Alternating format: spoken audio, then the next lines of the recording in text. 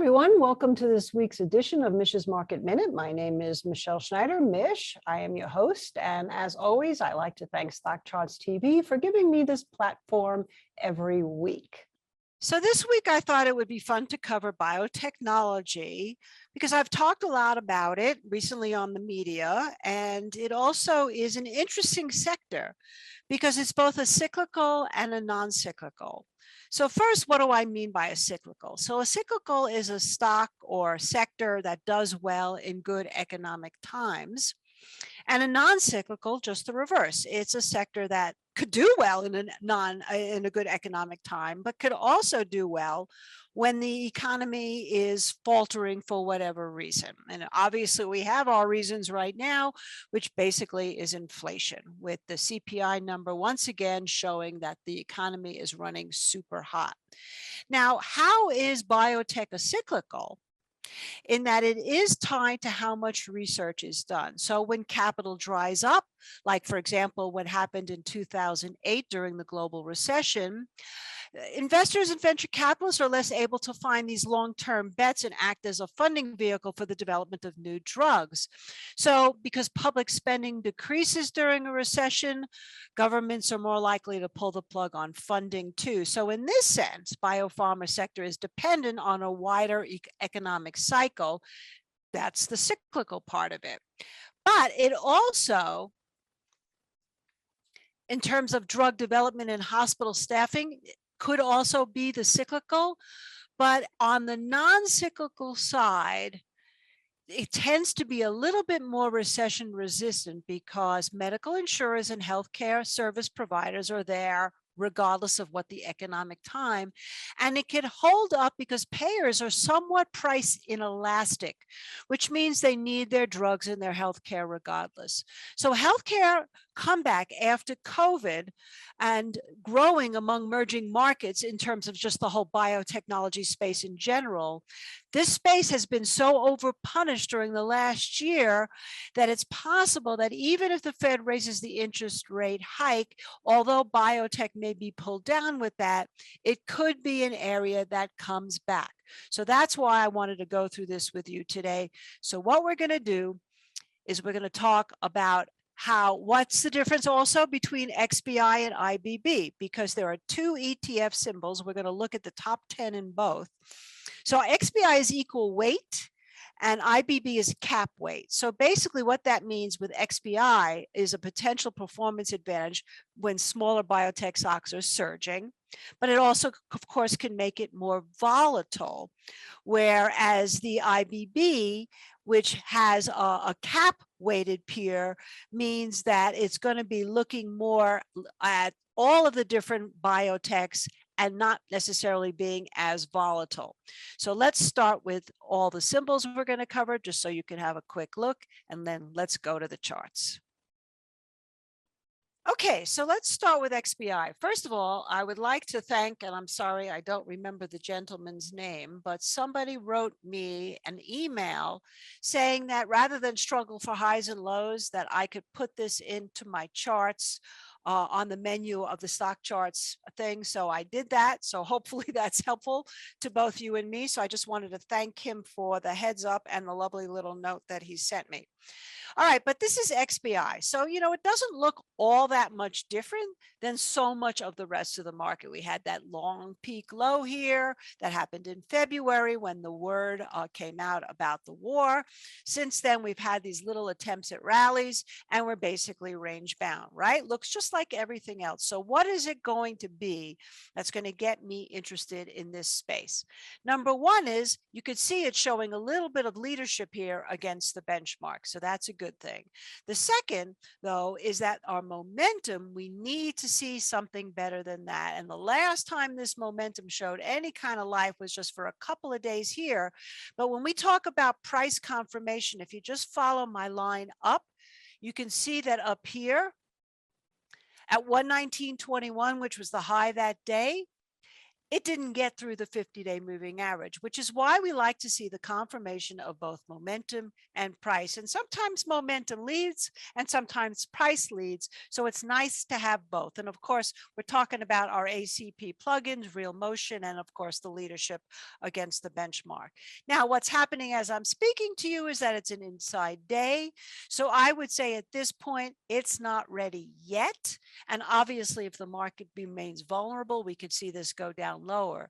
But what would interest me at this point, if I wanted to get some kind of an early start into this particular sector, I would want to see at least some kind of a move up over 88.40, which was the gap that it left from the close of yesterday. And then at least you would have a little bit of a good risk here. Not a great risk, but you'd have a good risk to under the lows to see if this thing can get going. Other choice, of course, is just to wait for the momentum and the 50-day moving average. Now let's go to the top 10 here. So the first one is ARNA Pharmaceuticals. Now ARNA Pharmaceuticals is listed as a top 10, but I have a feeling this thing might have been taken over. I didn't even look at this ahead of time, so I apologize for that. But that is interesting, by the way. So it's still listed in the ETF sector for this particular XBI as the top 10 holding. And so I'm not sure what company might have taken it over, but you can see that even so, it looks so different than what we just looked at. So hopefully we'll find a few more like that. The second top weighted one is this one, BioCryst Pharmaceuticals. So here we go. Unlike XBI, this thing is already in a bullish phase. Here was your golden cross. However, our momentum is coming off and it's actually breaking down in its leadership. So this wouldn't be the opportunity right here to get into this stock. Nonetheless, if we just go zoom out just a little bit, we'll take a look and see what happens if it gets back down to the 215 or doesn't break the 50-day moving average at 1587. But at that point, we also not only want to see this hold the 50-day moving average and momentum, but we want to see it come back up. And once again, the peak in momentum here actually matched the peak in momentum on price up at 1999. What's interesting is you had a mean reversion to the sell side in that it cleared the Bollinger Band here and broke down below it, and it cleared the Bollinger Band here in price and broke down below it. So it's sort of in the middle of the range, but nonetheless, it's showing at least more life than the overall ETF. EXEL is also showing more life and a lot better momentum and a lot better in terms of the leadership. So this is Exelixis. It's the third highest weighted stock in the sector. I really like the stock here because look at this. If we go to the lows that happened here back in October 2021, and if we move the cursor and you look to the right, notice how we have not been back over that since this gap lower and went all the way down. We're also making higher lows. So this to me looks pretty clear cut and simple. If this gets a move back over 21.25 to 21.30, I think you have an opportunity, especially like I said, if the market continues to hold up, to see this outperform and possibly get up to a move at around $25. Next stock here is AbbVie. And another one that also, look how great some of these stocks are looking compared to the ETF that we just looked at. So I'm sure some of the other stocks are dragging this down. Momentum, though, has come off, while the price is sort of in a holding pattern, even though leadership is still good. So what that tells me is I would not be chasing it up at these levels. However, I would be interested in this if we get any kind of dip, let's say closer to around that 50-day moving average, and then we can take a fresh look at it. But right now, we're looking like the momentum, although it's come back a little teeny bit with the market down, could actually wind up struggling. So this would be a good indication. But what it's really showing you here is that the healthcare space so far, even though the ETF is not so great, we're seeing some promise. And of course, Vertex has been one that one of our models has been long. And that too is holding up well. Look at these mean reversions. Look how well that works when you have these mean reversion, good opportunity to take profit. You can see here in the real motion indicator, it broke up above the Bollinger Band, back below, same thing in price. Now we're nowhere near that, but we are holding the 50-day moving average as we're approaching it in price. So if Vertex can manage to hang on here to the 50-day moving average and then say, let's get back through that Bollinger Band here at around 240 and start to increase some momentum, then this thing may not be done to the upside. So this is another one that looks really good. The next one is BHVN. Now this is Biohaven Pharmaceutical. Again, momentum not great, but look at this. We had sort of a mean reversion to the upside in that the Bollinger Band broke down under the real motion indicator and came back through it. It's trying to get through the 0 line. Same thing sort of happened here in price as it's trying to get through the 200. So this one actually to me looks probably the most interesting. At this point, I'd want to see a move over, let's say 123. And if it gets through 123, then I think obviously we're going to have to get through the 50-day as well, but you could buy a smaller position and add through there. And you would have a pretty simple risk, probably to the low that we saw the other day at around 117.87 with change. Next one is NBIX. This one also very interesting. These are interesting charts. This is Neurocrine biology.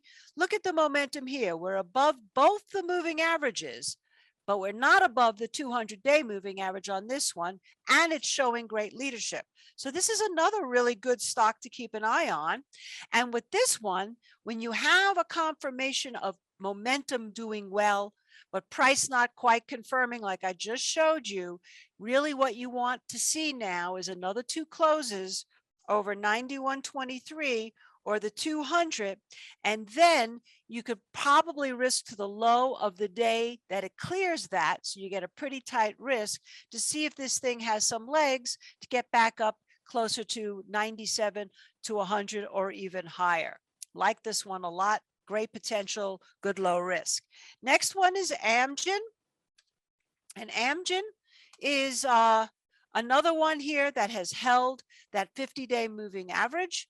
And on that 50-day moving average pop, momentum is not great, however, so I'd be a little bit more cautious on this one, but nonetheless worthwhile keeping an eye on, especially if it holds the 50 and the momentum starts to creep back up, say over that Bollinger Band, because right now, same deal.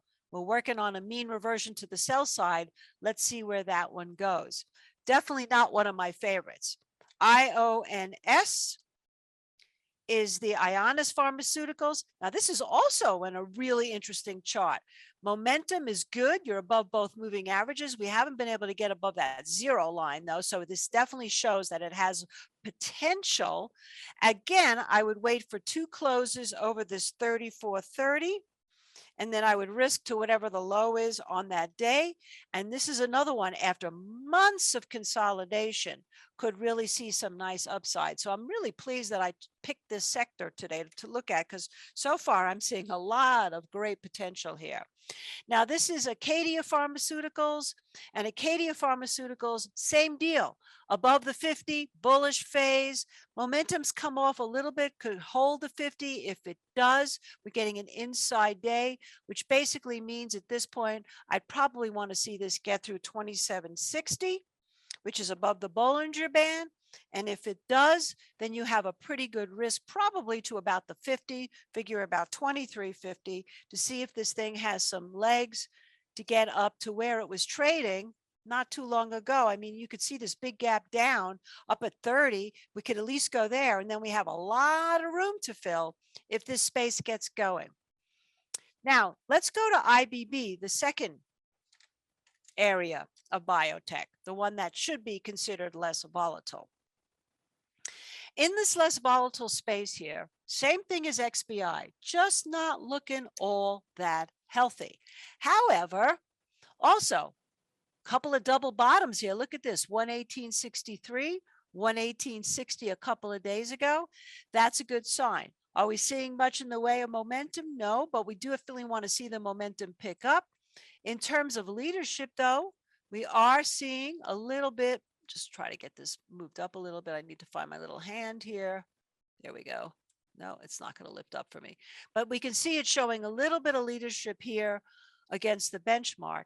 So for me, what I would want to see is a little bit more momentum to the upside, maybe a move back over 125.50 in IBB.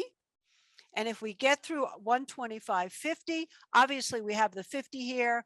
We'd have to get through that, but at least we get an opportunity to get started. And you could either risk all the way down to the lows, just more for a buy and hold type of situation, or you can say that if it breaks back down under 25.50 and breaks down, let's say, to back under 121 to 120, you're gone. Now, the top 10 in here, I will tell you that Amgen and Vertex are both in XBI and in IBB. So let's go to Gilead. Now, Gilead was doing really well for a while. Right here, look at this. At the end of 2021, this thing just exploded, and then even right down to the day I'm talking to you, it looks pretty god awful. Not really sure why. Let's roll up this a little bit here and see some historical movement. Not really seeing much that's telling me very much, except for back here, we had that 54.09 and that 54.24. That was a good indication of the kind of double bottom we're talking about at the last stock we looked at.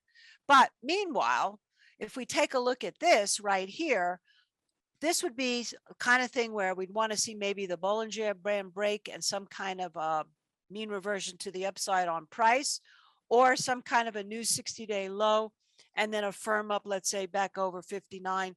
But of all the ones I've shown you, this definitely doesn't look like one that I'd be all that interested in. Regeneron is another one. Now, Regeneron has been a great stock through the years. You could see that it's showing great leadership here.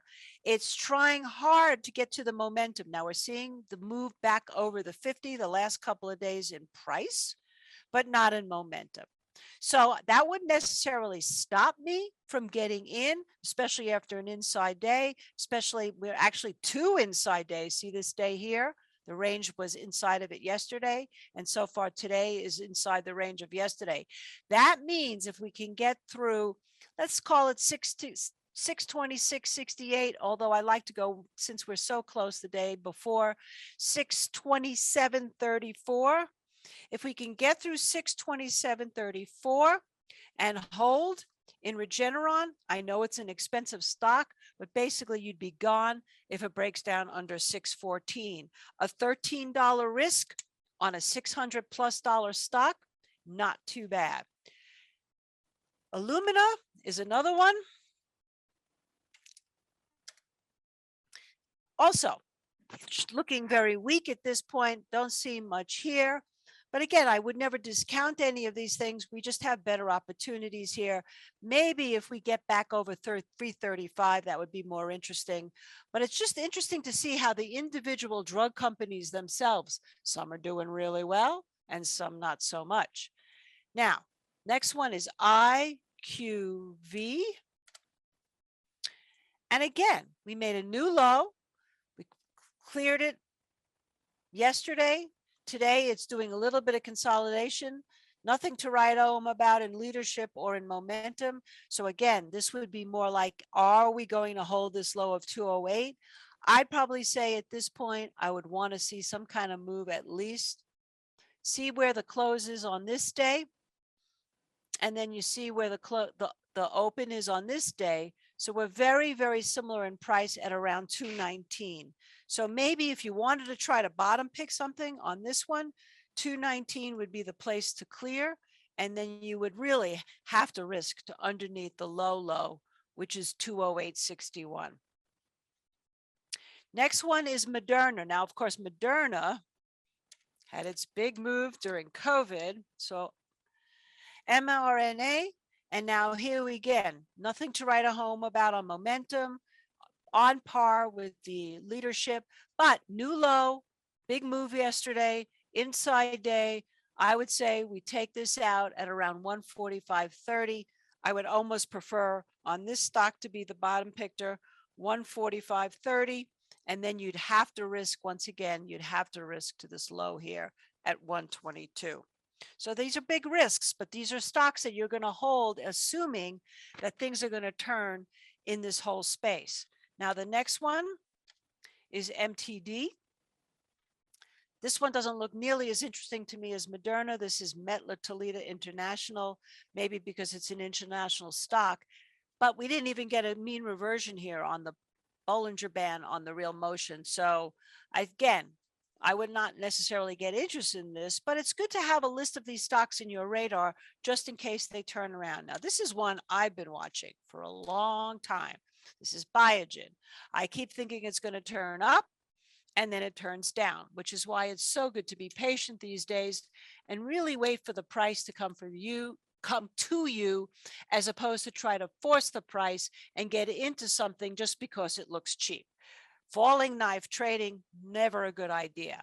However, I will say that unlike the other ones I just showed you that were weak, this does have the potential for a mean reversion buy because we're under the Bollinger Band in the plug-in here, and we're under the Bollinger Band in the price here, which means that if this does wind up holding at these levels with a new 60-plus day low and turns back around, and you see it in the real motion indicator, and you see it back in the price, and of course you want to see it more than just for the day, you want to see it as far as a close, 198.50.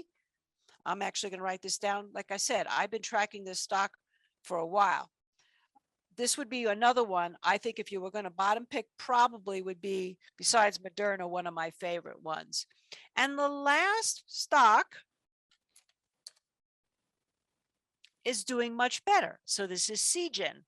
Now, Seagen, you got the momentum clearing on the 50. You got obviously great leadership here. You've got 3 closes now over the 50-day moving average. And you have a little bit of an inside day forming here. So if we can get through that 141.22, I think you have a pretty simple risk. You can probably, I'd say most conservatively, risk to 132.67. And that's because I like to risk to underneath the low of the day that it cleared the major moving average. So 141.22, so you got about a $10 risk to see if this thing has some legs, at least to get it back up to the 200. So if the market manages to hold, which of course you have to ignore all the noise and just look at the price and the charts, and this trading range continues to give support regardless of all the news, I think that this sector is a really good place to go. I hope this was helpful to you. You'll have a wonderful day, a happy weekend, and thanks so much for watching. Bye for now.